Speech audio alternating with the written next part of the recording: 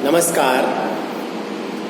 आज के वीडियो में मैं सूरदास की भक्ति भावना पर आपके साथ विचार विमर्श करूंगा।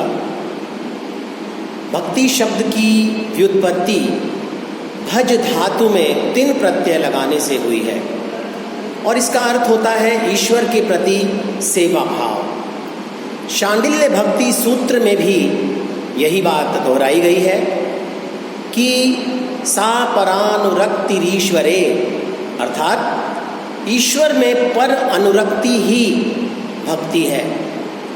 नारद भक्ति सूत्र के अनुसार भक्ति ईश्वर के प्रति परम प्रेम रूपा और अमृत स्वरूपा है। सूरदास के गुरु वल्लभाचार्य ने भी भक्ति के विषय में अपने विचार प्रकट किए हैं और भक्ति की परिभाषा देते हुए वे कहते हैं ईश्वर में सुदृढ़ और सनत स्नेह ही भक्ति है। सूरदास वल्लभाचार्य के 4 शिष्यों में से एक थे।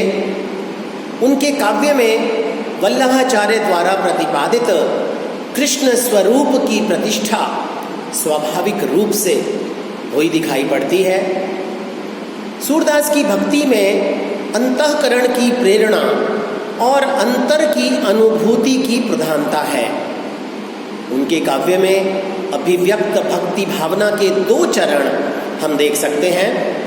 पहला चरण वल्लभाचार्य से मिलने से पूर्व का है, जिसमें सूरदास वल्लभ संप्रदाय में दीक्षित होने से पहले दैन्य भाव पर आधारित भक्ति के पदों की रचना कर रहे थे और दूसरा चरण वल्लभाचार्य से मिलने के बाद प्रारंभ होता है, जब सूरदास वल्लभ संप्रदाय में दीक्षित होकर पुष्टि मार्गीय भक्ति पर आधारित भक्ति के पदों की रचना की ओर प्रवृत्त हुए। सूरदास की भक्ति भावना में इस प्रकार के पदों का बाहुल्य हम देख सकते हैं। भक्ति को मूलतः भावोद्गार कहा जाए तो कोई नई बात नहीं है। सूरदास ने अपनी भक्ति में ईश्वर के समक्ष अनेक प्रकार की विनय भावना व्यक्त की है। सूरदास ने स्वयं को अपने ईश्वर का तुच्छ सेवक माना और उनके समक्ष दैन्य का भाव प्रकट किया है। इस कारण सूरदास की भक्ति दास्य भाव की भक्ति कही जाए तो कोई अतिशयोक्ति नहीं है। इस भक्ति में वे स्वयं को भगवान श्री कृष्ण का दास मानते हैं, उनकी सेवा करते हैं, उनकी भक्ति करते हैं। इस संदर्भ में एक कहावत प्रचलित है जो कि सूरदास से संबंधित है। जब सूरदास गऊ घाट पर रहा करते थे तो उन्हें वहाँ एक दिन वल्लभाचार्य के आने का समाचार मिला। वे वल्लभाचार्य से मिलना चाहते थे। उचित समय पर वे मिलने भी गए और वल्लभाचार्य के आदेश पर उन्होंने अपने द्वारा रचित 2 पद गाकर सुनाए। पहला पद था हों हरि सब पतितन को नायक और दूसरा पद था प्रभु हों सब पतितन को टीको। जब वल्लभाचार्य ने सूरदास के इन दीनता पूर्वक पदों को सुना तो उन्होंने तुरंत सूरदास से कहा, जो सूर वह के ऐसो घिघियात काहे को है, कुछ भगवत लीला वर्णन करो। इस पर सूरदास जी ने वल्लभाचार्य जी से कहा कि प्रभु, मुझे तो भगवान की लीलाओं का जरा सा भी ज्ञान नहीं है। ऐसा सुनकर वल्लभाचार्य ने सूरदास को अपने संप्रदाय में स्वीकार किया और साथ ही साथ पुष्टि मार्ग में दीक्षित करने का निश्चय भी कर लिया। उन्होंने सूरदास को श्रीमद् भागवत के 10वें स्कंद की अपनी बनाई हुई अनुक्रमणिका भी सुनाई, जिसके बाद से तो विनय के पदों का गान छोड़कर पुष्टि मार्गीय परिपाटी के अनुसार ईश्वर की भक्ति का वर्णन करना सूरदास ने प्रारंभ कर दिया। भक्ति भावना के प्रथम चरण में सूरदास ईश्वर भक्ति को इस संसार में व्याप्त भय और ताप से बाहर निकालने का एकमात्र रास्ता मानते हैं। उनका अनुराग ईश्वर के प्रति अनन्य है, इसीलिए सांसारिकता के प्रति उन्होंने विराग भाव व्यक्त किया है। सांसारिक सुखों की निंदा करते हुए सूरदास ने सभी सांसारिक कार्यों, सुखों और अवस्थाओं को दोषपूर्ण तक माना है।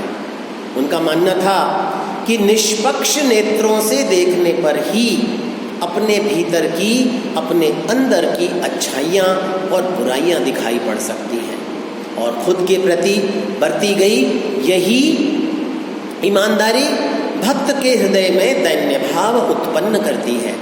इसी कारण सूरदास के विनय वर्णित इन प्रारंभिक पदों में दैन्य भावों की प्रधानता है।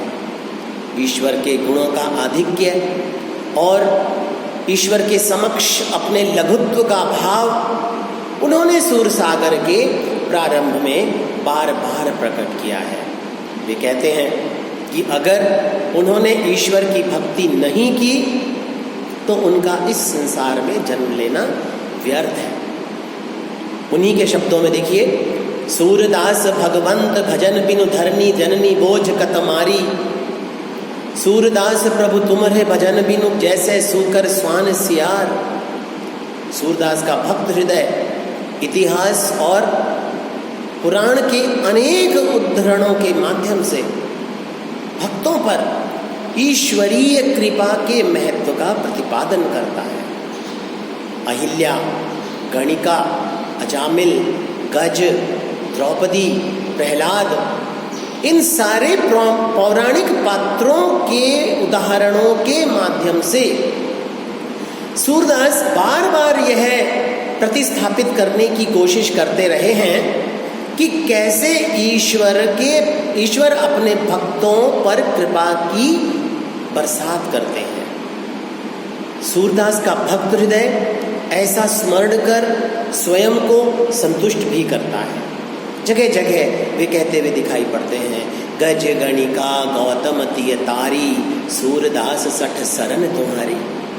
कि जब आपने इन सभी भक्तों पर अपनी कृपा की बौछार कर दी तो मेरे जैसे शठ पर भी अपनी कृपा करो। सूरदास की मान्यता थी कि ईश्वर अपने भक्तों पर असीम कृपा करते हैं और वे कभी अपने भक्तों को भुलाते नहीं हैं, रुलाते नहीं हैं। और यही कारण है कि वे ईश्वर की भक्ति को वत्सल और हितकारी भी मानते हैं। सूरदास कहते हैं, ऐसे कान्ह भक्त हितकारी, प्रभु तेरो बचन भरोसो साचो। ऐसे कान्ह भक्त हितकारी, प्रभु तेरो बचन भरोसो साचो। अपनी दुर्दशा के वर्णन में बार बार सूरदास प्रभु की शरण में जाने की इच्छा व्यक्त करते हैं। अब की राखी लेहु भगवान। बार बार अन्य शब्दों में उनका यह भाव उनकी कविता में दिखाई पड़ता है। सूरदास के इस चरण की भक्ति पर संत कवियों की वाणी का भी प्रभाव दिखाई पड़ता है।